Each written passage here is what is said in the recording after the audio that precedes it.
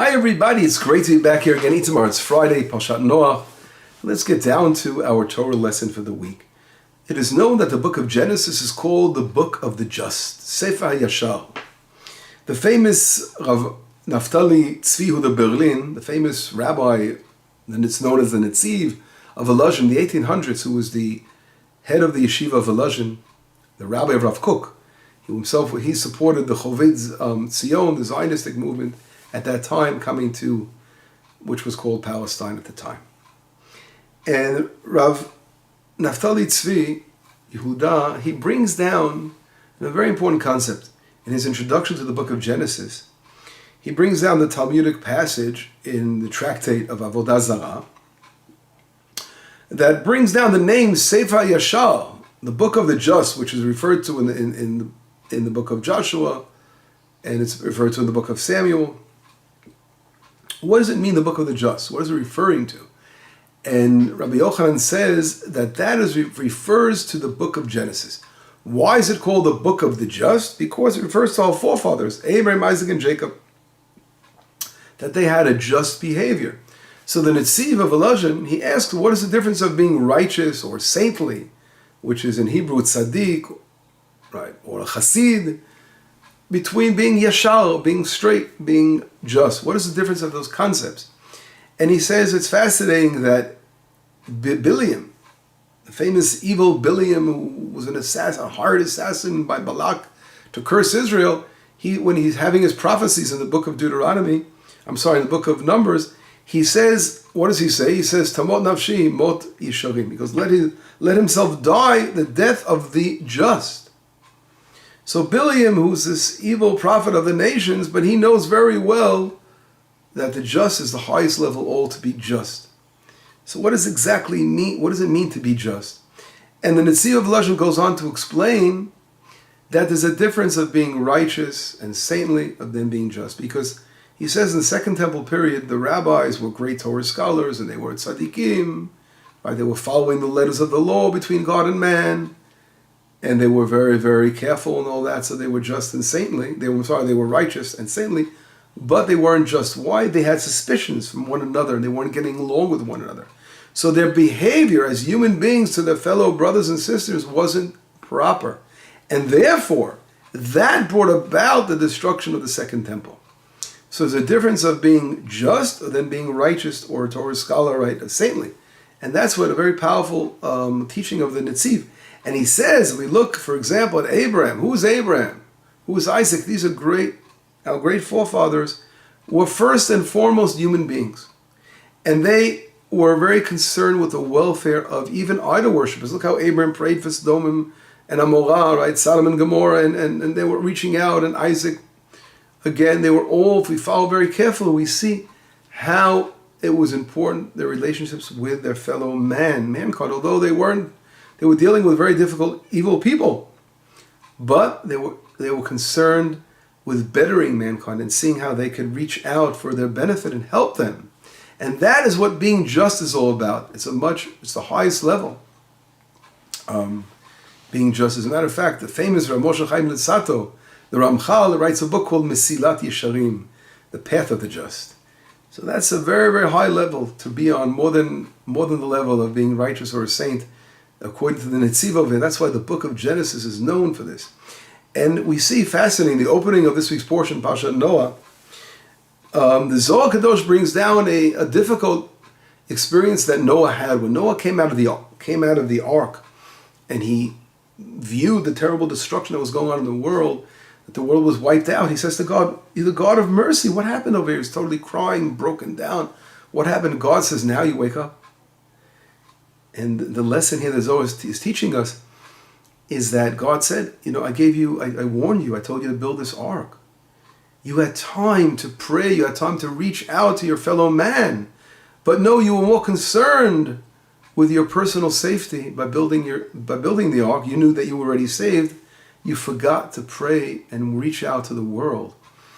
Unlike Abraham's, we see that he goes out and he's praying, and all the other forefathers later on, we see the difference.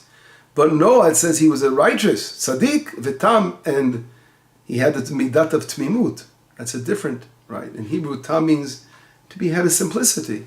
But he lacked that level of being the just, the most, to really care, to get out of your personal ego and reach out for your fellow man. That's the highest level of, we call derech eretz kadma Torah, being a good person in the way you behave before the Torah. That's the most important thing. And that was lacking. That's what the Zohar Kadosh is saying to make the big difference of Noah and Abraham. What God said to Noah.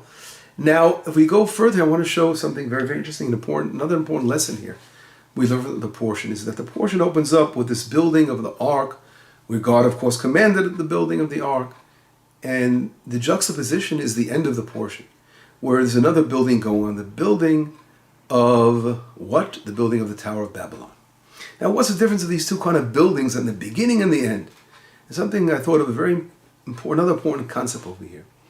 Is that a lot of times when people see calamity in the world, they see destruction. Right now we have the pandemic here with the corona, and we've seen so much calamity and so much suffering. The first thing people do, there are two reactions. That those who believe in God sometimes could be angry at God, right? Some people right away yell out, God, why are you doing this? Like Noah said, why did you do this to mankind? That's a response of mankind. Why? Why are you bringing this pandemic? Why are people suffering in the world? Now, what is the answer to that question? Because people say that about the Holocaust, and it caused a lot of people to lose faith because of the Holocaust. So God's answer is, you're human beings, and I give you free will. You have the ability. Now you're waking up. Look, just people look at the physical world. And they see the immediate in the physical world. The results are immediate. The minute you put your hand in fire, you're going to feel the burn. But when you're dealing with fire, spiritual fire, and you are behaving with immorality and doing bad things, and it's building up. Every time a bad immoral act is being done in the world, it's causing some kind of destruction in the spiritual realm, and eventually it's going to cause a huge fire. And that's really the result of things we see when we have bad things going on in the world. But people, it's hard for them to see that. So the first thing they can do is either blame God for it or accept, right? And there's also a way of accepting God, which is a level, of course, realizing that God, okay, this is terrible, this is what happens, people deserve this, right? Which is also, we see here, God is saying to Noah, you could have prevented it. In other words, don't accept it. Do something about it and make it not happen, because you as human beings have the ability to reverse bad decisions as a result of bad actions in the world. People made the wrong decisions. The world is not in a good place, but you could change. You can always rectify. So that's the proper reaction. Then there's a more serious, I think, a much more dangerous reaction, where when people totally despair and stop believing in the creator of the universe, and they lose faith totally. And that's what happens at the end of the portion, I think. At the end of the portion, mankind is building this ark. And they're building another ark, right? A tower. But God didn't command them, right? They're doing it for themselves. Let us build this tower. It's totally personal arrogance. And why they're building the tower? They're trying to prevent another tragedy of what, another flood coming down to the world. They figured it out according to calculations. The Midrash brings down, whatever it is, of course, it's an important lesson, is that they know there could be another calamity like the flood. Well, they're afraid of it. And therefore they say, something, there's no God in their eyes. We don't have to deal with the creator of the universe. As far as they're concerned, they don't need God, or God doesn't exist, but they decide that they can build some kind of, Rashi is fascinating. Rashi brings down, and Midrash explains that they try to hold up the heavens, saying building this kind of tower that has like braces, that the heavens will not open up and empty out all their water. Or they wanted to build a very high tower, they can rise above the waters, whatever it is. It's using human ingenuity, human advancement and technology to overcome the forces of nature, because they didn't see God as behind this, right? So when we say God is behind it, in other words, they don't see how their immoral actions will bring about destruction, right? There's no God as far as they're concerned. So they have to cope with the evil forces of nature. Nature can be very cruel, the survival of the fittest. So let us overcome nature by creating some kind of device where we'll be able to overcome this terrible disaster that's on the way. They were worried about another disaster.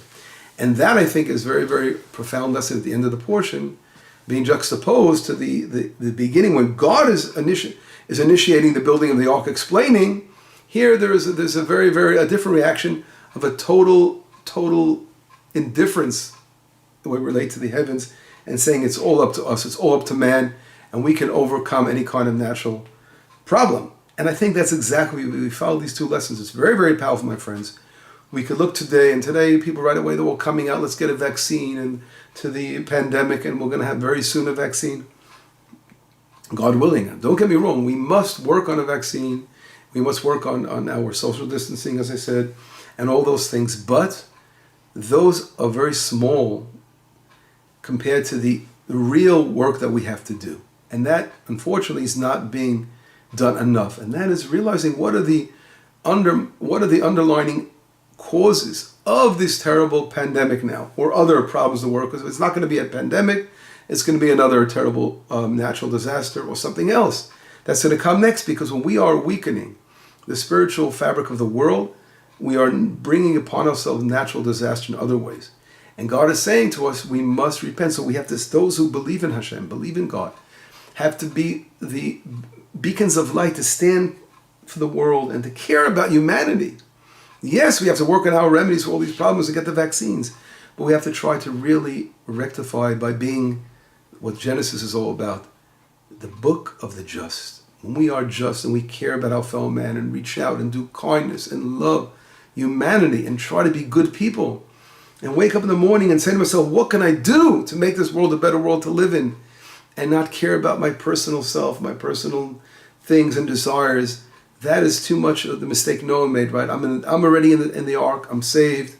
Or those who totally separate themselves from God.